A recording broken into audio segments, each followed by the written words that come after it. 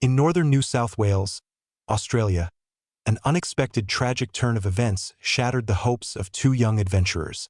Sam Bidney, an American from New York City and a tourist at heart, was killed by a lightning strike. The couple had embarked on a year-long trip around Australia, intending to explore the vast expanses of the country in a camper van and experience the freedom of the open road. They arrived 8 weeks ago, full of anticipation for the adventures that lay ahead. But on that fateful Tuesday, their plans were shattered by the forces of nature.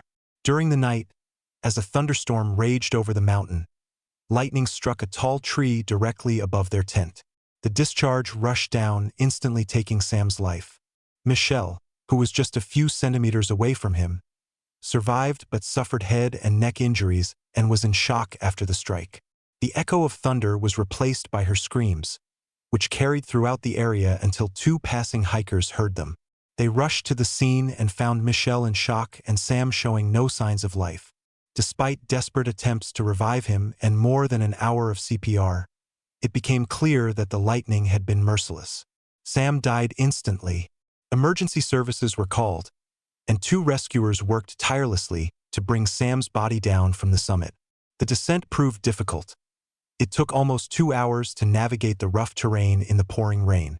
Meanwhile, Michelle was given first aid and taken to Mireville Hospital, where she began to realize that her companion had died. Mount Under, also known as Lumbini by the indigenous people of Bundlum, rises to 1,155 meters and attracts tourists with its breathtaking views. But its beauty hides dangers that arise without warning. Camping at the summit is prohibited, and tourists are strongly advised not to climb during thunderstorms.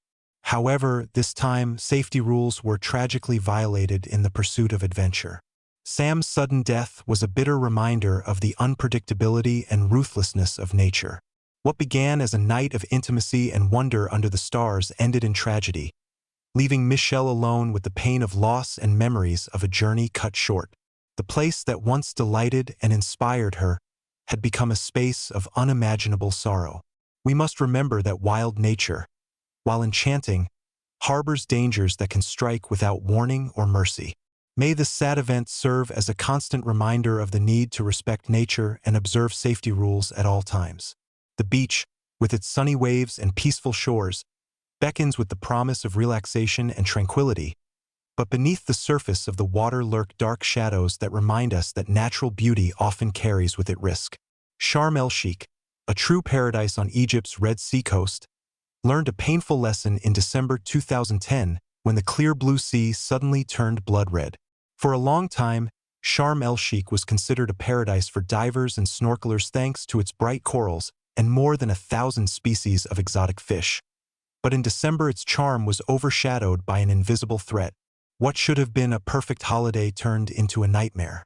Nina Dinska, 46, from Wigan, England, was sunbathing on the warm sand after a dive when the tranquility of the day was suddenly shattered by screams in Russian. People were rushing out of the water with their faces contorted with horror. Among them was Nina's husband, Yarist, 49, who was swimming when the predator attacked. Everyone rushed to safety, scrambling onto the pier, but one man was unable to escape. Mohammed Rashad, a bartender at a restaurant on Al-Bar Beach, witnessed the horror. Blood was flowing down the victim's leg, and he staggered out of the water, leaving a trail of red behind him. The sea turned red with blood. It seemed that one attack was not enough. A few minutes later, the shark struck again. A lifeguard pulled another victim out of the water. 4 men carried him to safety, his arm hanging by a shred of skin, almost torn off. The previously lively beach emptied in a matter of minutes. The cheerful voices fell silent, and an icy silence descended. Frightened tourists returned to their hotels, leaving their sun loungers and even the shore behind. The waters, once alluring in their beauty, now seemed ominous, like a scene from ancient mythology where death reigns supreme. This was not an isolated incident. The day before, the same predator had injured 4 people, 3 Russians and 1 Ukrainian, leaving terrible wounds on their limbs and backs. The victims were rushed to hospitals in Cairo, but their fate remained unknown for a long time. Reports spoke of severed limbs and serious tissue damage.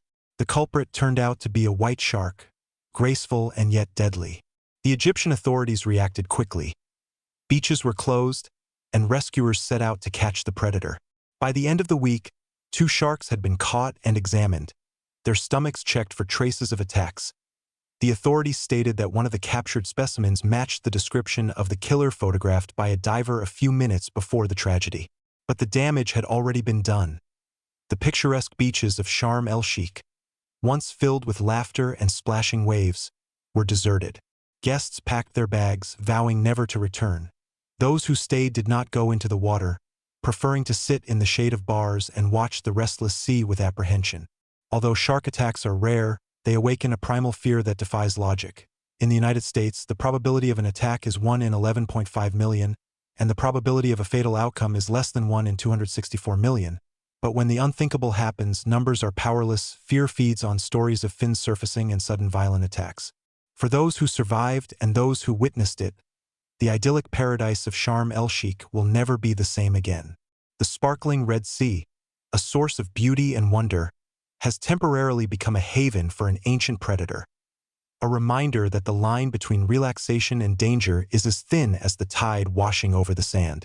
A family holiday in the magical world of Disney turned into tragedy, transforming the happiest place on earth into a scene of unimaginable grief. An evening that should have been full of laughter and joy ended in disaster. 2-year-old Lane Graves was grabbed by an alligator and carried away into the dark waters of Seven Seas Lagoon. The horrific scene unfolded on a warm Tuesday evening as families gathered on the sandy shore of the artificial lake at the Disney Resort in Orlando, Florida. Fireworks exploded overhead above the neighboring Magic Kingdom, and the soft hum of the open-air cinema filled the air. Lane, the youngest of the Graves family from Nebraska, was playing at the water's edge, radiating innocence and joy. The moment of tranquility was suddenly interrupted. A splash caught his father's eye, and at first he thought it was just a fish jumping out. But seconds later, his worst fears were realized. It was no ordinary splash. The boy was in the jaws of an alligator, whose powerful body blended in with the murky water of the lagoon. Despair overwhelmed the father. He rushed into the water, overcoming his fear, fought fiercely with the predator, scratched and tried to pull his son out, but the alligator would not let go. This primal strength was insurmountable. Before the father could save Lane, the animal went underwater, carrying the child into the depths. When calls to the rescue services began, the shore, where the laughter of holidaymakers had recently been heard, turned into a rescue operation arena. Dozens of people with sonar and aqualungs combed the lagoon all night, hoping for a miracle. By noon the next day, hope had turned to grief. After hours of searching, divers found Lane's lifeless body. His body, not badly injured, was found not far from where he had been dragged away by an alligator 4 to 7 feet long, which had disappeared without a trace. The grief-stricken family had arrived at the resort just a few days earlier for a summer holiday, but were faced with an unimaginable loss. What had started as a celebration turned into a nightmare that will remain in their memories forever. The incident shocked everyone, as it seemed that everything was under control at Disneyland. There were signs everywhere prohibiting swimming in the lagoon, but none mentioned alligators, and now this omission has attracted close attention. The Seven Seas Lagoon, like most of Florida, is home to alligators. Silent, waiting predators hidden under the water. The tragedy shocked the country and raised questions about the safety of wildlife in recreational areas. But for the Lane family, no measures could bring back their loss. They came to Disneyland for wonder, and left with unbearable pain in their hearts. Although fireworks continued to light up the sky over the Magic Kingdom, no one could forget the little boy and how quickly joy can give way to the grim reality of nature. The authorities launched an investigation into the incident, reviewing video footage and interviewing witnesses. Questions arose about safety measures, area control, and possible oversights in resort maintenance, and the public demanded explanations and a review of the rules to prevent such incidents from happening again. The family demanded swift reform of the rules and compensation. Lowestoft is home to impressive thermal pools, geyser fountains, and hot springs, hinting at the unstable force slumbering beneath the Earth's crust. For 20-year-old Colin Scott, a college graduate from Portland, Oregon. A visit to this unusual park was supposed to be a memorable adventure. However, on June 7, 2016, his curiosity turned into a terrible tragedy, leaving only emptiness in his memories. Colin came to visit his sister Sable, who lived nearby, and together they set out to explore Yellowstone. Their journey led them to Norris Geyser Basin, a famous thermal area with an unpredictable landscape. There were numerous signs in the park warning visitors to stay on the marked paths, not to disturb the fragile crust of the earth, and not to approach the deadly hot springs. Nevertheless, the brother and sister succumbed to the forbidden allure and decided to stray from the path. Sable was filming the event on her phone when they entered the restricted area. According to reports, they were looking for a secluded spot to bathe in the hot springs, a risky and illegal move. Although these waters seem attractive, they are far from safe. Heated by volcanic activity, the pools reach extreme temperatures and contain aggressive chemical compounds that can corrode organic matter. After leaving the deck, the unthinkable happened. Colin slipped and fell into one of the boiling springs. Sable, who was just a few steps away, could only watch in horror as her brother was engulfed by the scalding acidic water. It all happened so quickly and mercilessly, there was no time left to save him. Sable desperately called for help, and the park rangers rushed to the scene. But the conditions at Norris Geyser were extremely dangerous. Unstable ground and high temperatures posed a deadly threat to rescuers, and an approaching thunderstorm forced them to retreat. The next day, when the rescuers returned, the body was gone. Colin had dissolved in the boiling acidic water. Later, the National Park Service released a report on the incident, shedding light on the circumstances of the tragedy. The deputy chief ranger stated that the brother and sister had deliberately left the safe walkway in search of the pool, a decision that had fatal consequences. Sable told investigators that Colin had come to celebrate his college graduation, and the trip to Yellowstone was supposed to be one of the highlights of their time together.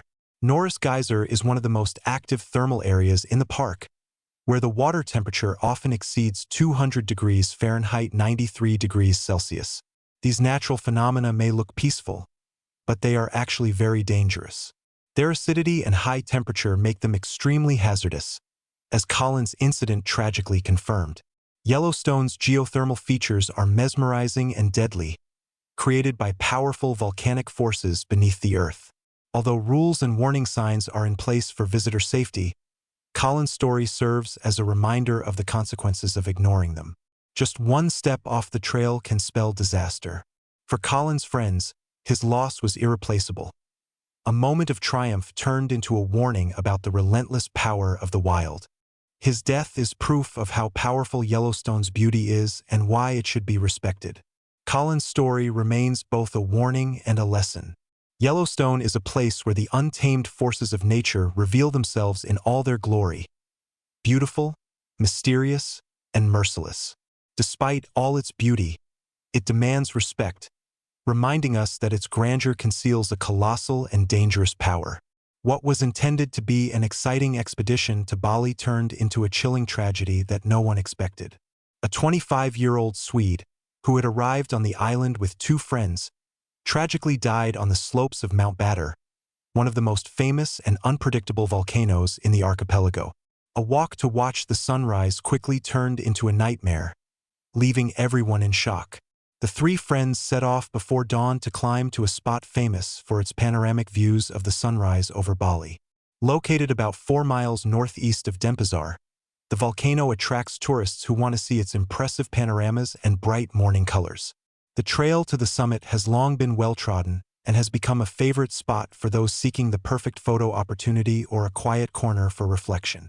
But a deadly threat lurks in the shadows of its jagged cliffs. Taylor was walking along the narrow, crumbling edge of the crater when disaster struck. Unaware of the danger beneath his feet, the young man lost his balance and fell into the abyss. The fall into the crater, which was about 500 feet deep, was rapid and fatal. Authorities later confirmed that he did not survive. In the hours that followed, rescuers desperately tried to find the body. The area around the crater is extremely dangerous. Steep slopes and unstable rock make the rescuers' work almost impossible. When the team descended into the crater, the weather deteriorated. Fog, heavy rain, and poor visibility slowed the operation, and time became a critical factor. Mount Batur is an active volcano known for its frequent steam emissions and occasional eruptions. It has already claimed the lives of other adventurers. 26 eruptions have been recorded since 1840, and the volcano is a constant reminder of the unstable forces hidden beneath the surface. Although Batur has a fearsome reputation, it is often considered relatively safe for tourists, at least on the equipped trails to the summit. Nevertheless, the tragic events of that day raised an alarming question. How well do we understand the threats posed by nature, even in the most popular and visited places? For the two surviving friends, that day will remain in their memories forever. What should have been an unforgettable opportunity to see one of the greatest sunrises on the planet turned into a nightmare. Ultimately, this disaster served as a stark reminder that nature, however alluring it may seem, harbors dangers that are not always visible or predictable. When rescuers finally pulled the young tourist's body from the crater in Bali, it felt as if everything stood still. Local authorities expressed their condolences and emphasized that hiking in such remote and challenging places is risky. For many, it was a shock, and for one family, it was an unbearable nightmare. For everyone, it was a lesson. Even the most beautiful corners of the earth can hide unforeseen dangers. Bali remains a beautiful place, but this incident is a frightening reminder that behind the stunning views and panoramas lies the unbridled and unpredictable power of nature. The death of the Swede who got lost in the depths of Mount Batur is a tragic testament to the fine line between adventure and disaster. Shocked by what had happened, relatives and local residents organized vigils and memorial services, while tourist services began reviewing safety measures and educational campaigns to reduce the risk of similar tragedies and to honor the memory of the young man who died, to help his family.